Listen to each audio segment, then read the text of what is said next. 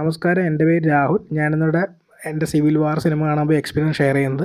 ഞാൻ PVR forum മോൾ മരടിലെ PXL ആണ് കണ്ടത്. ഇതൊരു ഫ്ലാറ്റ് റേഷ്യോ സിനിമ ആയതുകൊണ്ട് തന്നെയാണ് ഈ സ്ക്രീൻ ഞാൻ ചൂസ് ചെയ്തത്. ഇവിടുത്തെ വലിയ PXL സ്ക്രീനിൽ ഈ സിനിമ ഫുൾ സ്ക്രീനായിട്ട് കാണുന്നത് ഒരു ഭയങ്കര ഗംഭീര ഇമേഴ്സീവ് ആയിട്ടുള്ള എക്സ്പീരിയൻസ് ആയിരുന്നു.